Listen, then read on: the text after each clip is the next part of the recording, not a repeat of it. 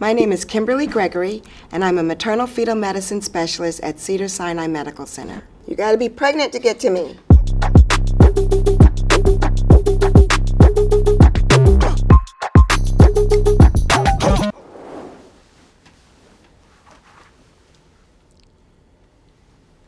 I just got diagnosed with gestational diabetes, and I'm devastated. What did I do wrong? The truth of the matter is you did absolutely nothing wrong.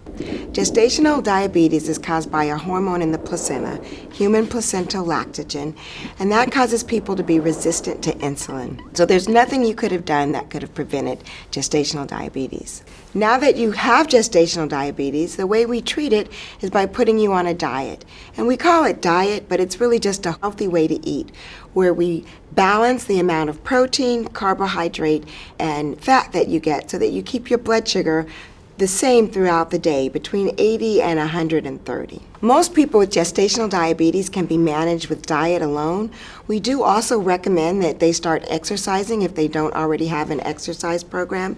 And about 75 to 80% of people will get through the entire pregnancy just watching their diet and exercise. Another 15 to 20% might actually need medical treatment, which in this case would be insulin. This is my favorite. Okay. I know C-sections are more popular than ever these days, but is it okay for the baby? That's a very good question, and I have to admit that I've studied this for a lot of my career. And there's some very interesting studies, especially if you look in Europe, where you're able to follow babies from the time they're born throughout their whole life, and they link it back to the type of delivery. And the studies actually suggest there's something beneficial about going through the birth canal, and that babies born by cesarean, they're at increased risk for respiratory problems, increased risk for asthma, increased risk for dermatologic conditions, and they have altered GI tracts. So for the baby, the benefit is actually going through the birth canal.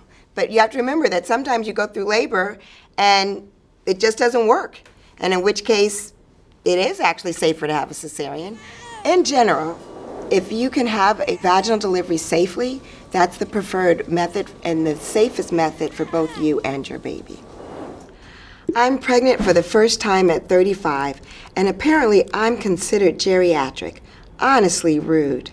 You're right, that is rude. It's very common to be pregnant after 35, but it is considered advanced maternal age, and by that we mean that the ideal time to have pregnancy is between the ages of 18 and 34. But many women after 35 are able to be pregnant and have a very uncomplicated pregnancy. Things that you do want to be concerned about. Some women have difficulty conceiving.